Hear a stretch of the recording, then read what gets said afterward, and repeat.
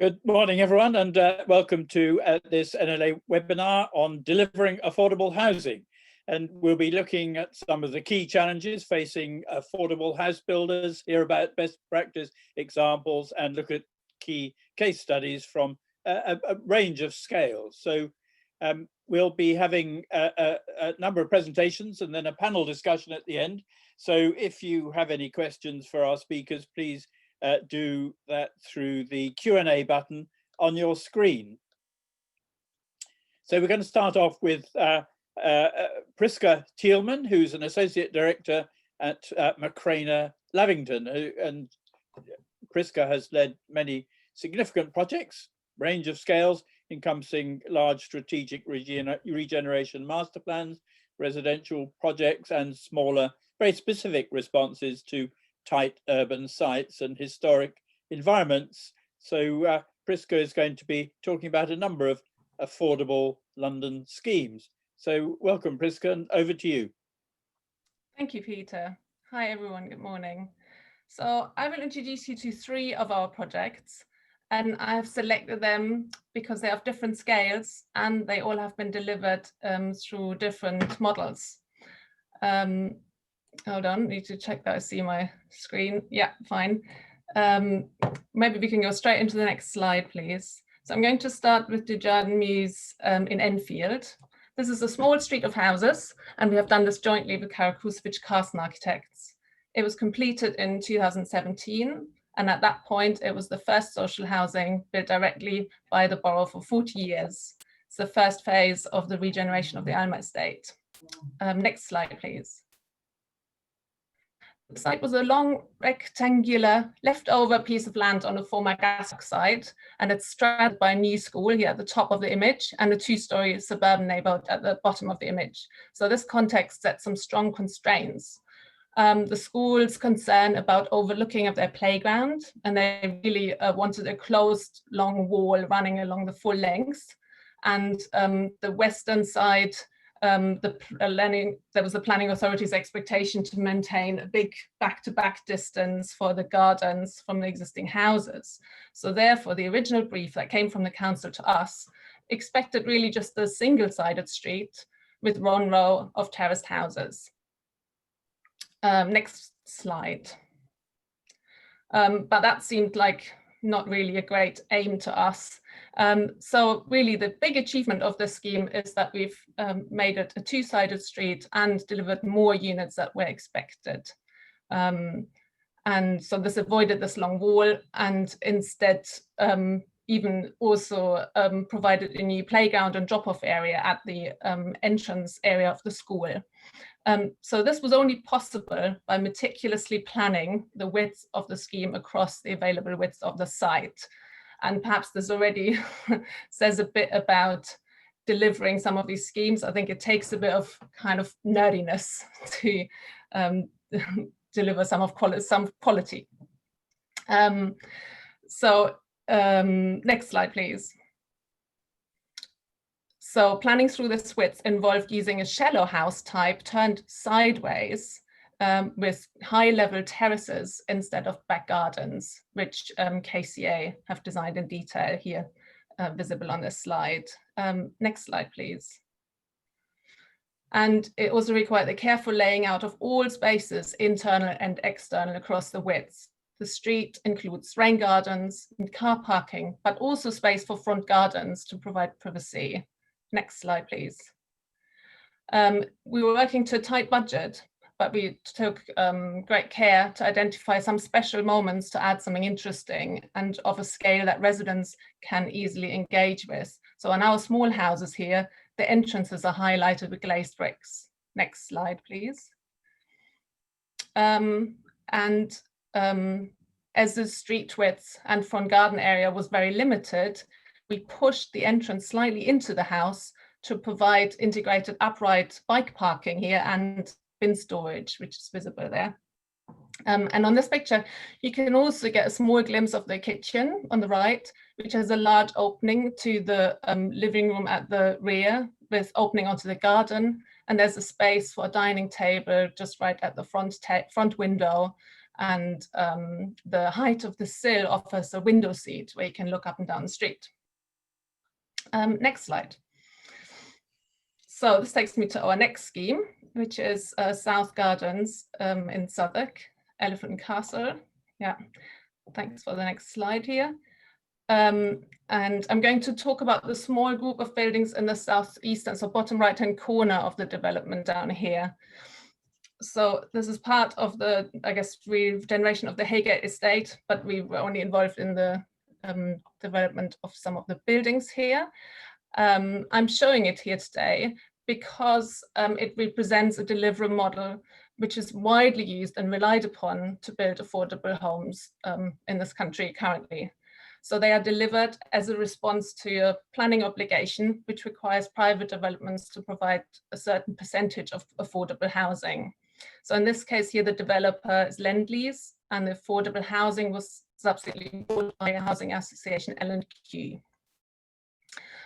Next slide, please. So this part of our scheme here faces Rodney Road, and it is in the context of Victorian mansion blocks. With an expression of a base, middle and top, the building relates to this historic context. I'm showing this to express an intention we have in the practice with regards to the design of affordable housing to fully integrate into its context and to always make it tenure blind. In this instance, the tenure here is social rent in all ground floor maisonettes and in the townhouses which wrap around the corner and is shared ownership above. Next slide, please. Turning the corner, the buildings step down in scale to integrate with the terraced houses in the vicinity. So as in Dagenham Mews, we always design the ground floors and front gardens of the residential buildings carefully to ensure the public spaces are overlooked, but also that the interior has sufficient privacy. The design of open spaces and landscaping is pivotal in any housing development, and absolute clarity and responsibility is needed for future maintenance. In this instance, the outermost visible edge is estate managed, but the residents also have their own front garden, which they feel ownership of. Next slide, please. South Gardens usually benefits from the fact that a large number of old London plane trees were retained during the development. And it makes the scheme feel really grounded. The block here was planned around this beautiful verdant courtyard. So importance of kind of shared outdoor spaces. Next slide, please. But besides the shared outdoor spaces, also the private outdoor spaces are really important in all housing, not just social housing. And particularly in this last year, I think we have all experienced this even more than ever before. On this scheme, we have developed the idea of semi-enclosed bay balconies, and this provided some privacy and shelter on this rather busy road. And differently to kind of recessed inset balconies, which sometimes can be a bit gloomy, they offer views down the street. Next slide. Besides that, of course, we are also interested in the architectural expression of bays, which builds a link to Victorian mansion blocks, which is really the historic typology of taller residential buildings in London. Next slide. And we always aim to plan our units carefully so that they can be used in a number of ways. So here looking at these kind of bays on the unit, the placing of balconies always offers the opportunity to see them like an outdoor room, and its position can create a kind of round walk in the flat. And we feel that that gives a sense of generosity, even in very small units. Next slide. So that's just an impression of the inside. So rather than a kind of traditional bay in the center of a room, we've moved it to the side to provide this round walk. Next slide, please. And exploring this balcony in many different iterations in practice currently seems to offer good opportunities. The next slide takes me to the next project, Blackwall Road. Next slide, please. So the last project I'm going to talk about is also in Southwark. It's a project for Pocket, who some of you might be familiar with. Pocket have specialized on an intermediate form of tenure, which is aimed, as they say, at middle-earning Londoners, particularly key workers who struggle to get onto the housing ladder. The units are sold for 20% below market value to first-time buyers who meet the eligibility criteria. Next slide, please. You can say they follow a bit of a recipe, which is an attractive quality and with strict repetition. So you see that along the windows, I guess. Next slide, please. One unit type is repeated throughout. It's in this case a one-person, one-bedroom flat, and which doesn't comply with all the space standards. Most notably, it does not provide a balcony. Next slide, please. Instead, though, it comes with some added generosity in the shared spaces, which can be seen in the section here. So starting from the ground, there's a generous entrance. It's partly triple height, linked to an outdoor space. And then there are 2 double height spaces for communal use and a shared roof garden. Pockets say that they actively nurture a community spirit. And in the remaining slides, I will walk you through these spaces. This is the entrance hall with the tall space up. Next slide, please. There are visual connections from the communal corridors and from the lift lobbies into these shared spaces. Next slide. Then there's the 2 communal spaces which can be used for very different activities, from yoga to dinner parties. Next slide. There's the second shared room, which is a co-working space. I want to point out that the size of these spaces is exactly like one of these one-bedroom units taken out, and then it's over 2 floors. Next slide. And right at the top is the communal roof terrace.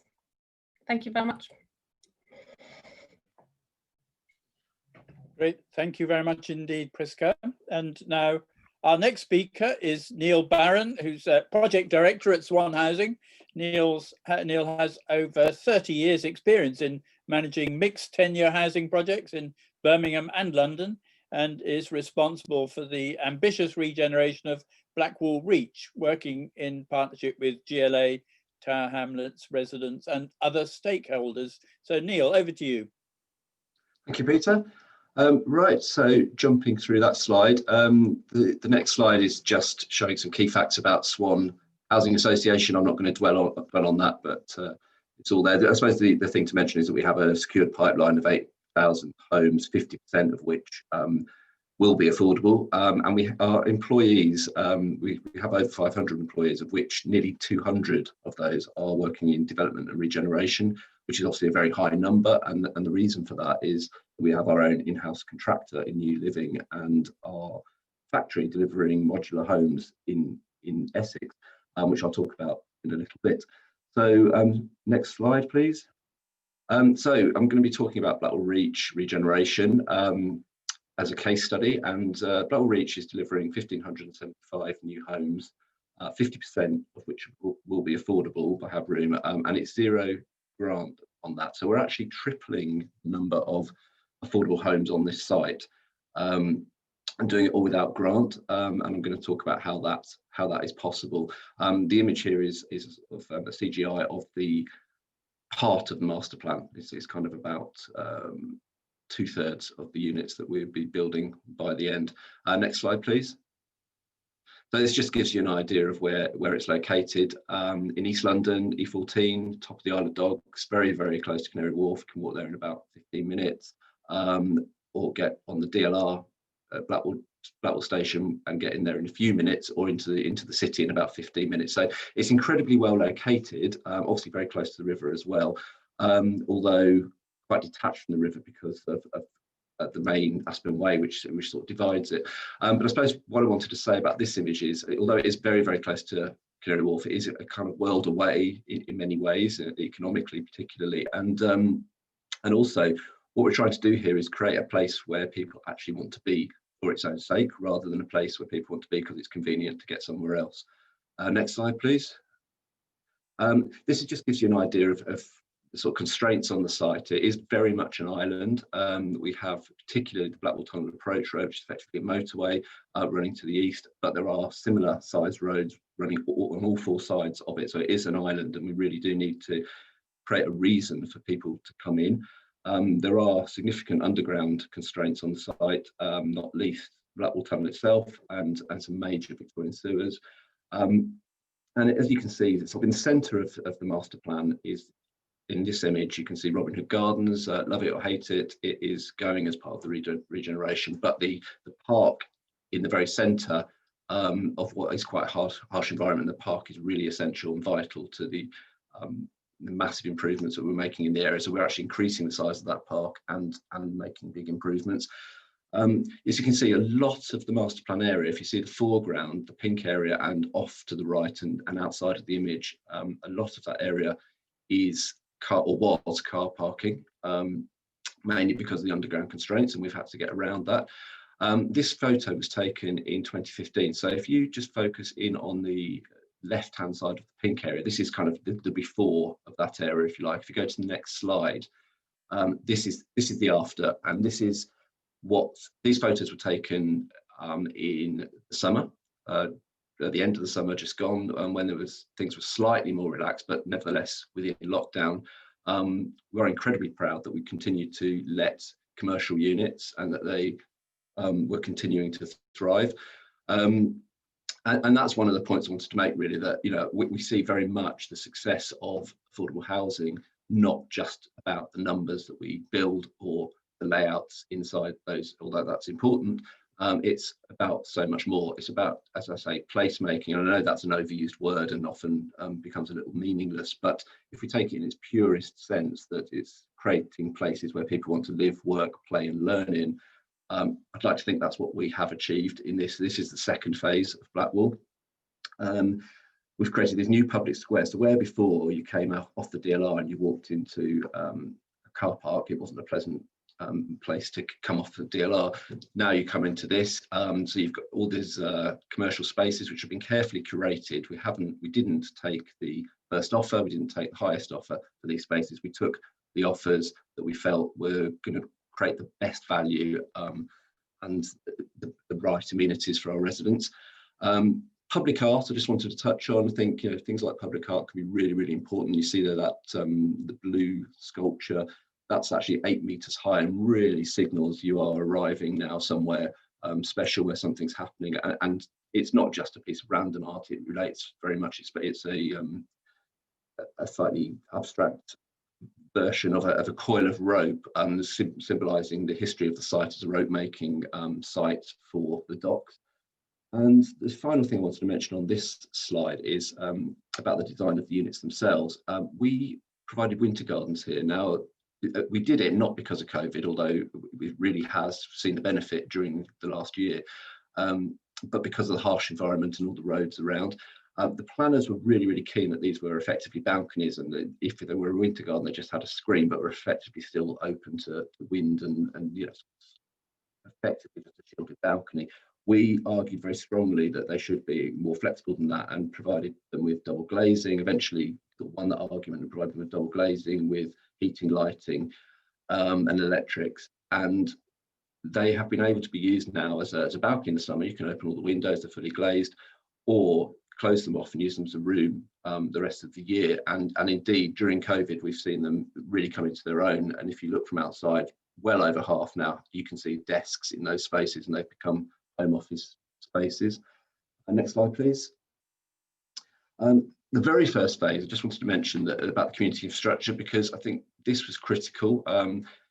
It wouldn't be the obvious financial thing to do, is because it was the very first phase was all affordable, and we built a big new community hub. We built a local office for. Sorry, can you go back? To the big new community hub. We contributed towards a school, it's a replacement school which tripled the size of it, future-proofing it for the new development, a replacement mosque, and a local housing office. So all of that cost a lot of money and didn't see a lot of return, but it was all about investing in the future, and it's really established a real grounding for the community and sort of thinking to the future, long-term investment. Next slide, please. So how have we been able to do all this? Well, in one word, it's collaboration. We have a really strong partnership with the Mayor of London, the GLA, and with Tower Hamlets Council. who are both the landowners throughout the master plan.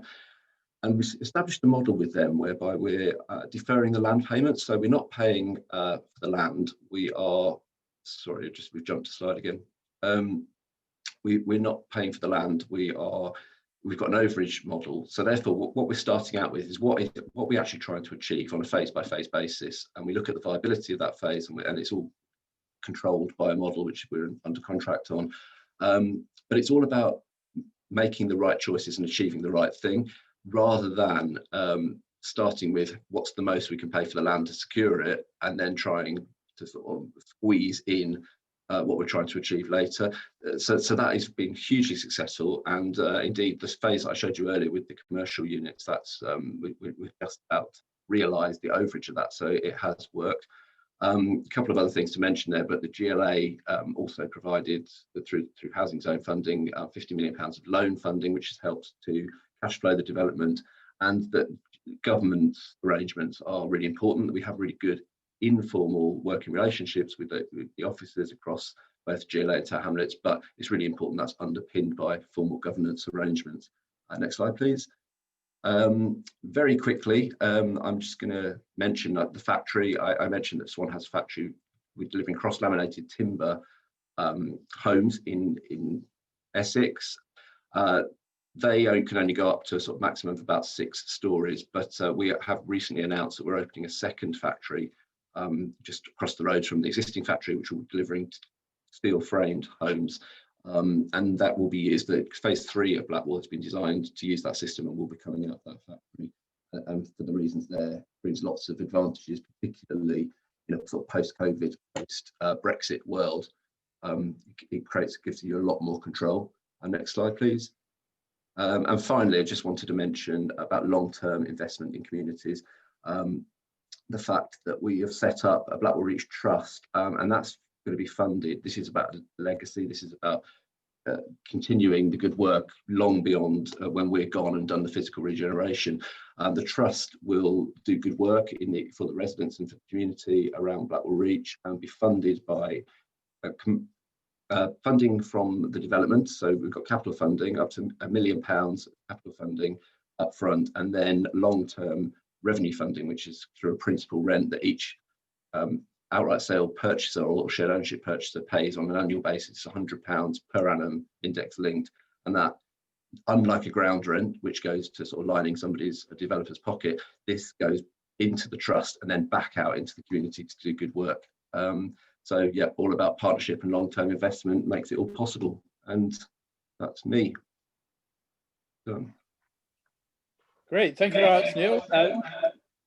Very interesting model indeed, so thank you. And now we have an update from Berkeley and Dagenham, and our next speaker is Pat Hayes, Managing Director at BeFirst, which is Berkeley and Dagenham's regeneration delivery vehicle, and is a great example of how local authorities are taking a proactive role in the delivery of affordable housing. Pat, over to you. Thank you, Peter, and hello everyone, and great to see you on this unpleasant English morning. But yes, Berkeley and Dagenham, we're London's most deprived borough. We're also, I think, one of the boroughs that keeps London going, and there's no accident. We have the highest rate at the moment of COVID infections because, this is a place where the people who do all the nasty jobs in London live. And it's a place that's been left behind, both by house building model and development, but also in terms of deindustrialisation really since the 1970s, remembered for Ford's, but Ford used to employ 20,000 people, now employs 1,500 or so. We were very much set up by the council, and we're part of the council effectively, to drive regeneration of the borough. And a big part of that, though not the only part, is the delivery of new housing for the people of the borough at the moment and for the people of the borough of the future, and housing which is genuinely affordable. And lots of people talk about affordable housing, but our mission is to deliver housing that ordinary working Londoners can afford to live in, but really good quality housing. And I think one of the problems that we've created over the last 20 years is the creation of lots of fairly poor quality, both subsidised housing and market sale housing, to be honest, in that rush for numbers. And we want to deliver at pace, but we also want to deliver at quality. And I think some of the key issues for us, therefore, is about design, getting design right. to a degree, cracking the old design and build model, which I think has been responsible for so much poor quality, certainly affordable housing over the years, so that we have created an architects department of our own, effectively within the organisation. And a lot of what we do is back to the future, in that Barking was built by the local authority in terms of the LCC. We are building capacity within our organisation. So we've got design capacity so we can manage our contractors and architects. We can do a lot of that initial work, setting up, designing, what feasibility study without having to bring external architects in. So that, and this gives us the ability to be the custodian of quality throughout the process. And for me, quality, councils have traditionally very much focused on internal specification, the quality of the lifts and all the back office, for want of a better word, materials. For me, the real challenge is, what does the place feel like to live? So it is, let's invest early on in the public realm. Let's get the design of the public realm right first and set the budget and fix the budget for that. Let's get the design right in terms of externals and look and feel and how that ground floor works. And again, set and fix the budget. So the tradition often, lots of council affordable housing projects is, it's at the end of the day, the brickwork has to be reduced in spec because you're running out of money. The funding for the external landscaping is left to the end, and that then gets cut. That's the end of the process. So we're very much around driving quality at start. We've got a programme now of 2,000 units, which we're putting through. We've got 2,000, that's on site. We've got another 1,000 going into the planning and design process at the moment. So we are making a significant change and want to effectively revolutionise the market around the delivery of affordable housing. And our principles, therefore, about a very standardised internal design, which is stacked, efficient, highly efficient and easy to build. And we, doing more modern methods of construction, whether that's volumetric or panelised or whatever, is a big goal for us. And we're doing a scheme in the north of the borough, which has been essentially, from concept through to delivery, envisaged as being done by modern methods of construction. It's a mixture of flats and houses. So we see that's really important. One of the big challenges for me is driving down construction costs, because you can't build affordable housing for an affordable rent if you're paying more than £250 a square foot for construction, and there is this model traditionally, contractors bid low and then force the squeeze more money out of their supply chain, and they squeeze more money out of their client, which again is back to why, if you're delivering affordable housing, having that design expertise within your own organisation is so important. So, those are some of the big issues for us in terms of how do we really start to deliver affordable housing scale? How do we disrupt this market to a degree, so that we've got far more capacity and competence, and also disrupting the market to a degree in terms of the product that we're producing, because we're producing now essentially a mixed rental product, which goes into the council's housing company, which ranges from direct replacement effectively of council rent right the way through to 80% of market rent, and includes shared ownership properties. And we will do some properties for sale at the appropriate moment in time.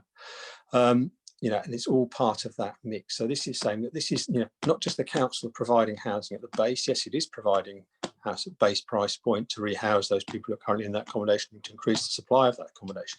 But it's also providing a mix of rental housing to fill that gap where the market, certainly in our part of the world, has failed. And to do that at scale, and to do that at quality, and to do that in a way which creates a really good place. And some of the other issues, therefore, we have to address is, how do you deal with the car? You can put the car underground, but that adds huge cost in terms of basements, and there are other issues with basements. You put the car on the surface, there are all sorts of issues then in terms of how that affects the public realm. So therefore, one of the big things for us is how we can, recreating streets rather than roads, using creating parking space and using parking there to activate and make a place lively and livable. And I think one of the big opportunities as well now, in the post-COVID world, whatever that may be, is for looking at, not necessarily just the design of interior flats that people can work from them more easily, but also in terms of, this constant challenge, what do you put at ground floor level and how do you make that more active? So it is space where people can work, space where people can pick up things, places where people can interact, which isn't just your conventional chain coffee store. So there's a whole lot of things going into our thinking about delivering this, what people say in inverted commas is affordable housing, and it's often a slightly pejorative term, and something which is delivered through the planning process, churlishly by a developer. But for us, it is the core of what we're doing as a local authority. And we want to make really good quality places. We want to work with really good quality architects. We've got our own design team, but we've got a dynamic purchasing framework so that we are we're constantly reviewing that in terms of accessing the best architects that we can find, those architects with experience of MMC, with experience of building on tight sites. So I think the whole quality issue is really, really important. And where affordable housing went wrong in London in the past is that, one, we got the quality of design wrong, didn't think about how the places would work. We also got the design at surface level wrong in terms of what that would look like, how cheap and easy it was to maintain. We got cost in use for tenants wrong, which again is really important to us. We've got our own energy company, so all the flats and homes that we produce, they're all linked into local energy networks, combined heat and power networks. Padnell Lake scheme, we're doing a scheme there which has got a communal, effectively air source heat pump scheme, which will provide really cheap green energy to the residents there. So it's cheaper for them to live in, better for the environment, and long term is much more sustainable, both economically and socially. And I think those are the sort of things, so you've got to think about all those details and components. And we're part essentially of a closed ecosystem within the council. The council has us doing the development and the planning. It's got a housing company who hold the stock, and another company that deal with asset management and maintenance and looking after things. But there's a degree, therefore, that we can bring a level of competitive challenge between us into the process, but also a level of commercialism which didn't exist in the old school council housing department. So that in many ways what we're doing is a modernisation of what happened in the past, focusing on that, delivering really good quality homes that people can actually afford to live in at rents that relate to salaries. And a lot of people talk about, there's a lot of talk about percentage of market price, and to a degree that's actually irrelevant. It's what people, the salary that you need to live in a house and a home, and what you then have left after that. That's the really important thing. So that and really, for us, it's also about changing place and perception. We're not, we have nothing of the quality of Robin Hood Gardens. Everything that we've got inherited is generally poor. A lot of that previous incursion into modern methods of construction in terms of slab block buildings. This all needs to come down and be replaced, and we want to replace it with something which is really, really good, but something which relates and has the values of the existing community, which again is really important to us in terms of this is not cleansing a place, this is renewing and replacing the housing stock, but enabling people to stay there. And in terms of our policy, it's really important always that all existing residents have the right to remain.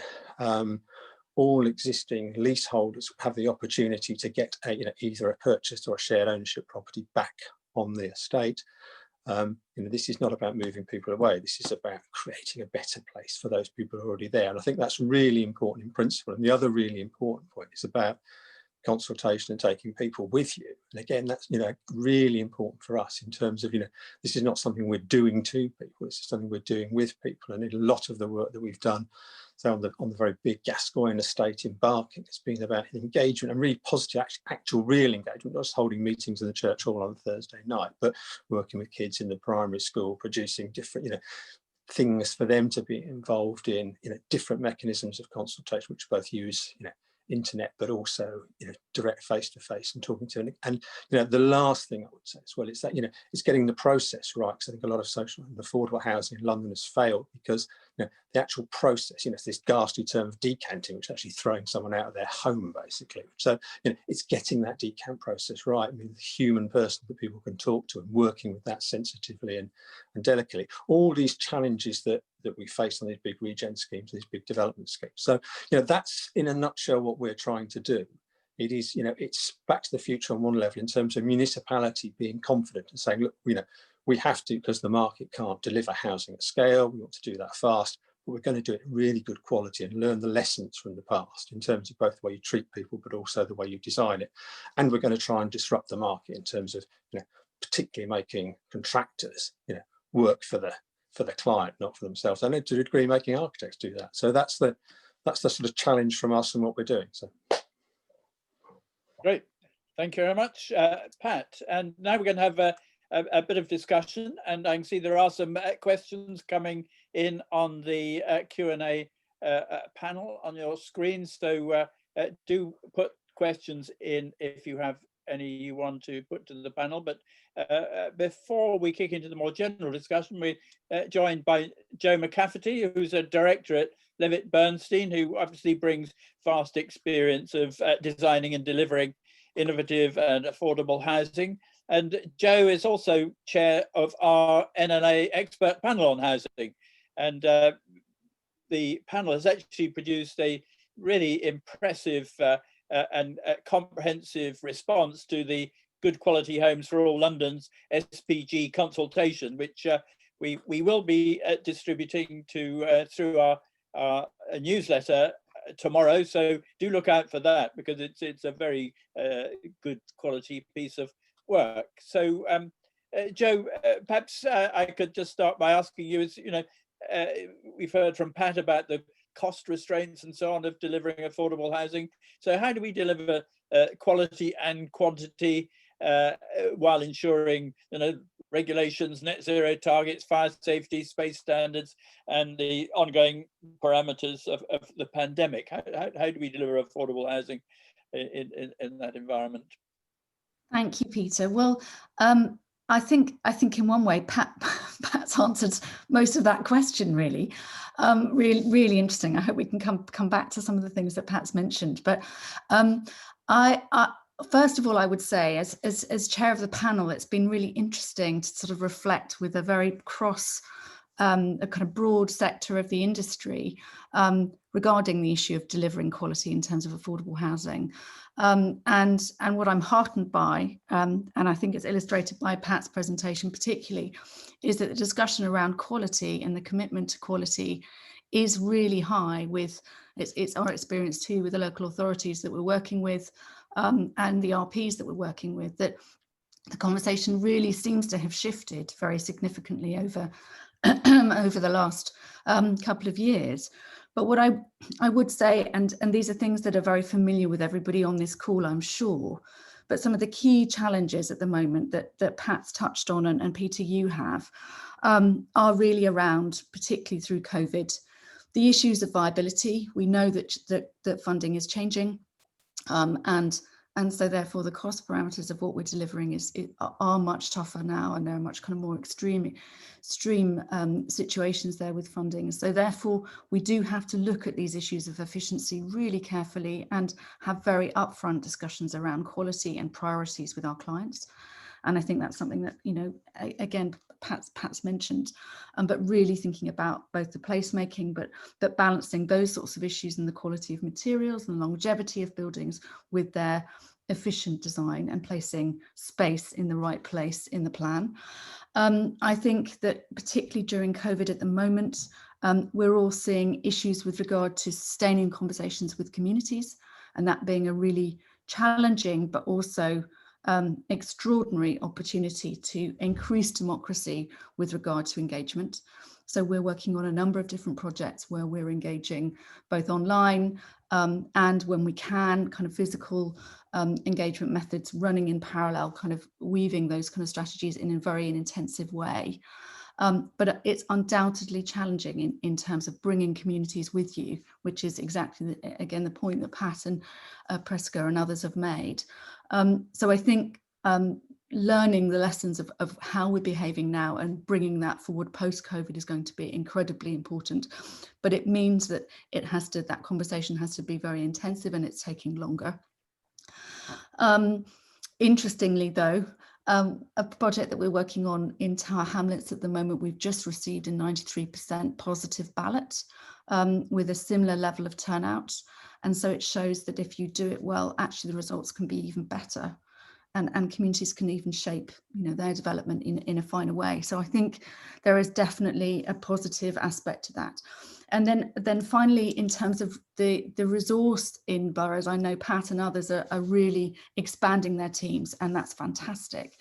But not only in the development side, we're seeing a real stretch in resource across planning teams. And that is definitely, irrespective of the fact that we are working digitally and online, in terms of pre-apps, in terms of DRPs, in terms of planning committees, which are amazingly and remarkably continuing and allowing development to continue. We absolutely see the stretch in resource, probably in some boroughs more than others, across the actual planning process. And that is a real challenge. And you know, the government really needs to support that and support that resource with funding. In terms of the other couple of items that you mentioned, the small matter of designing to net zero, Brexit and fire regulation, I think in terms of designing to net zero and the additional cost of that, obviously we're all learning. The industry has to learn, we're all learning together, and it's a challenge. And I think we have to recognise that it does place an investment of time and energy and skill in the pre-planning process that possibly wasn't demanded before. And yet I see that actually as a positive, because I think if we invest technically in the performance of our buildings, bringing in many more aspects of buildability and as I say, performance, pre-planning into that design process, really analysing our buildings and looking at their efficiency in terms of things like quantum of concrete and reinforcement and clear specification of materials with regard to embodied carbon, for example. I think actually that might reduce the post-planning design stages, and it will certainly actually smooth the process between pre and post-planning and on site, and ease the construction process and potentially make the construction process more efficient. It also, hopefully with that upfront detail of design, will give some more cost certainty, which is so vital in these times in terms of, you know, the challenges of delivering affordable housing. I think there is an aspect that there we really need to learn also to invest in post-occupancy evaluation. There's no point in learning as we go and not reflecting and learning from the schemes that are delivered. Obviously, as more net zero carbon buildings are delivered, there will be a huge upskilling of the whole industry from our profession through to on site, but we need to learn the lessons about how those buildings are performing. There needs to be that feedback loop.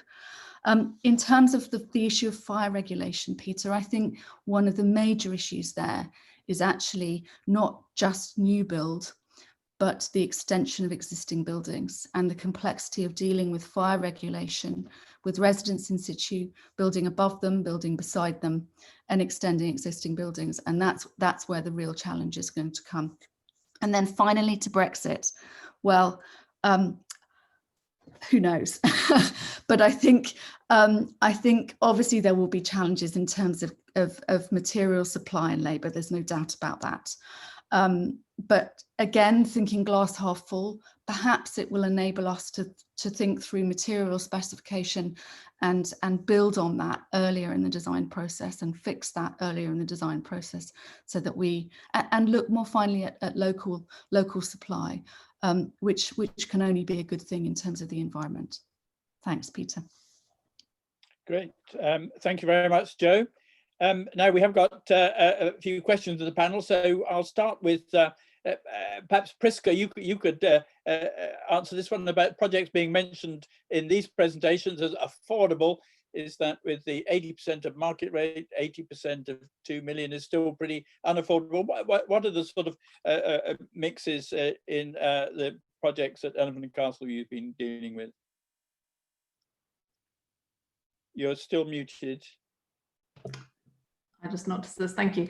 I think this question is particularly asking about the pocket scheme, isn't it? And I guess I also put it in the presentation in some way to have this discussion, because, or also, yeah, I guess the London Living Rent kind of does the same, doesn't it? And there's a kind of question, what does it do? Does it resolve a problem, or does it just use this, the inflated market, I don't know, as an opportunity?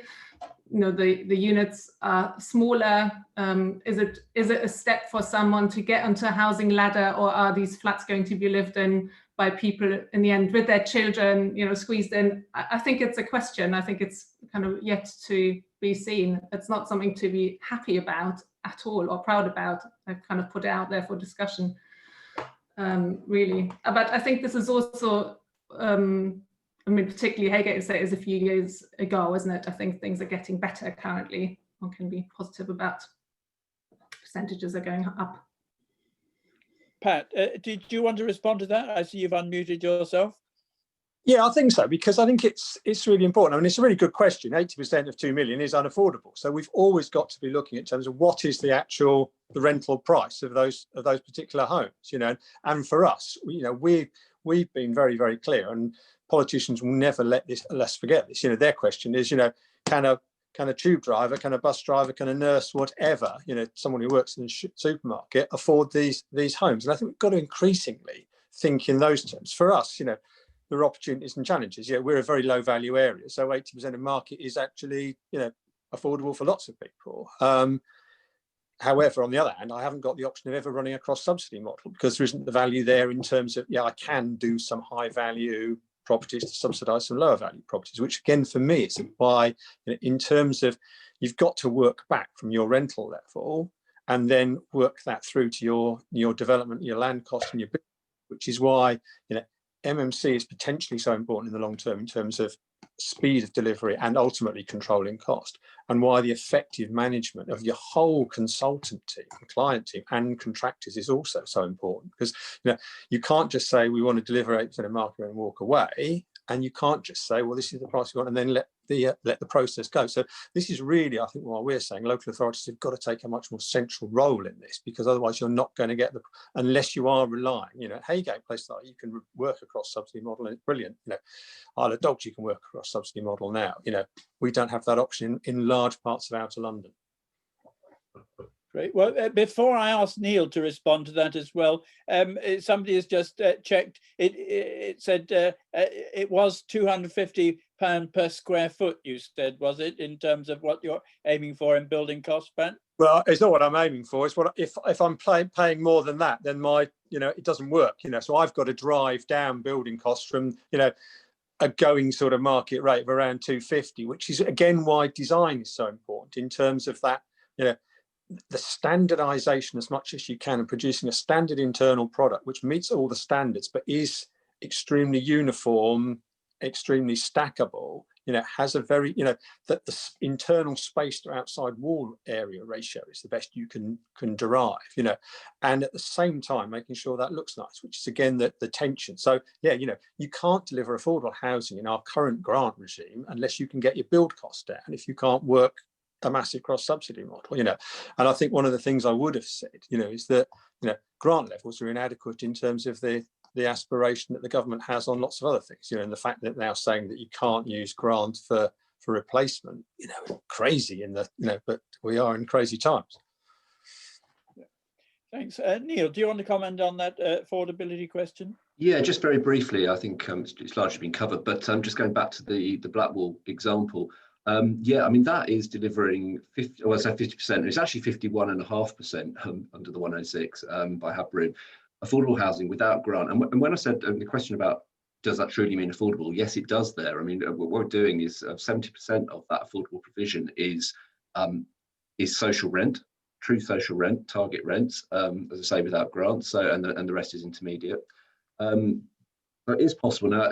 A lot of that comes back to what Pat was saying about cross subsidy and cross funding, and obviously the values in that part of East London are very different from Barking and Dagenham. So that's one factor that makes it possible. But the other thing is it goes back to what I was saying earlier about collaboration and about being a bit more inventive with funding models and the whole third land payment, having that sort of shared risk rather than just trying to maximise the land income up front and sharing the risk has made that doable. So yeah, it is true affordable in that particular example. Okay, well, could I just stay with you for a moment, Neil? Archeo architects have asked the question, are you measuring the well-being of residents in high-rise, high-density housing, perhaps in post-occupancy surveys? Yeah, it's a really good point and something I feel quite strongly about. And I think Joe mentioned it before. It is really important that we don't just assume we know what's best for people, and that we actually understand how they find it in occupation.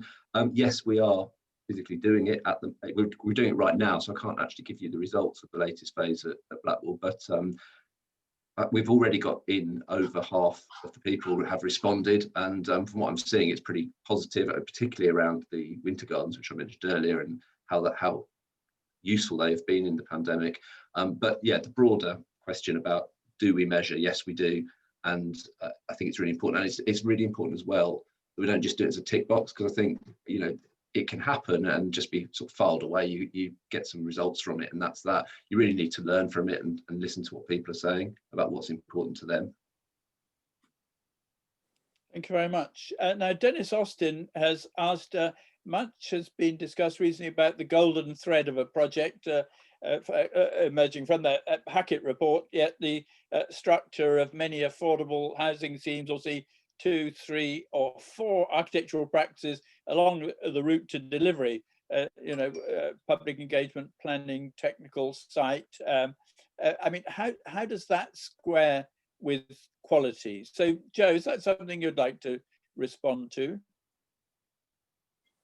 Absolutely, Peter, and it's a really good question. And I'm hopeful because I'm seeing things changing in the industry, and I think Pat mentioned it. I know Neil believes in it. I think there is a real recognition that we need to disrupt that, and I think we're seeing kind of disrupting the original D&B process, where all of, you know, projects are retendered at so many different bite-sized chunks through the process.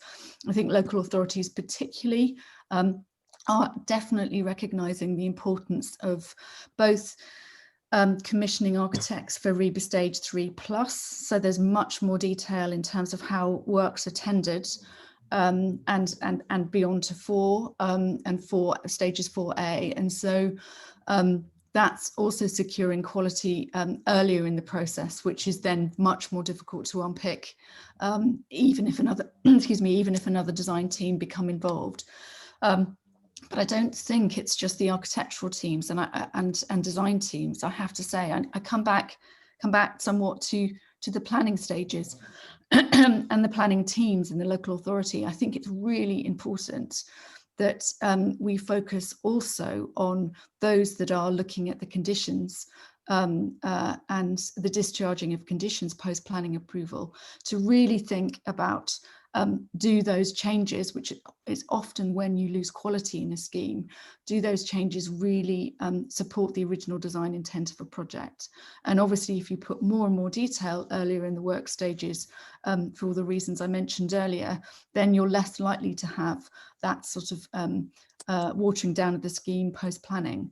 So I think it's really important you have the planning teams that are aware of the original approval, its design intent, and are still involved in discharging those conditions, that the architects are still there, and ideally you push that all the way through the process. But I'm seeing a real kind of rethinking of D&B tenders actually, and the D&B design process, and particularly led by local authorities, Peter, I would say. I think they're leading the way. Pat mentioned it, but others are also doing it. Thank you very much. Anyone else want to respond to that? Yeah, if I could, Peter. Okay, Pat.